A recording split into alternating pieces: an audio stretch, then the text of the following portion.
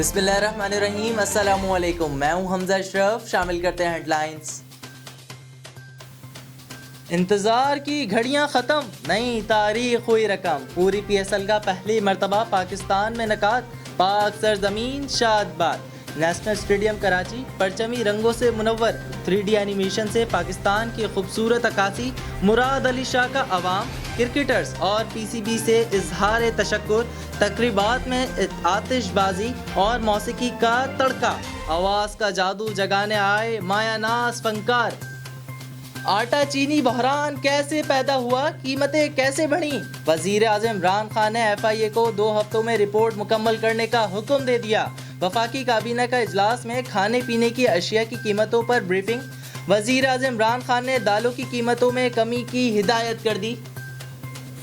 مومن خصوصی فردوس عاشقاوان کے لفظی وار کہتی ہیں، بلاول صاحب 2 خاندان سے لوٹی ہوئی دولت واپس دلوائیں۔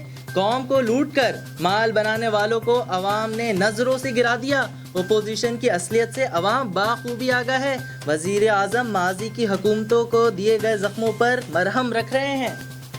ان ہاؤس تبدیلی اور نئے انتخابات، حکومت کو بھیجنے کے لیے تمام آپشن کھلے ہیں۔ جو بھی جمہوری طریقہ اپنانا پڑے اپناؤں گا۔ بلاول بھٹو کا لہجہ اور بھی تلخ ہو گیا، کہا مریم نواز نے دعوت دی تو ضرور ملاقات کروں گا۔ شہباز شریف کو جلد وطن واپسی کا مشورہ۔ گورنر اسٹیٹ بینک نے مہنگائی جلد کم ہونے کی نوید سنا دی، مگر کب کم ہوگی یہ نہ بتایا۔ رضا باکر کا کہنا ہے کہ مہنگائی کی رفتار کم ہونے سے شرح سود بھی کم ہوگی۔ پاکستان کی ایکسپورٹ غریب ترین ممالک سے بھی کم ہے، ملک ایسے نہیں چلا کرتے۔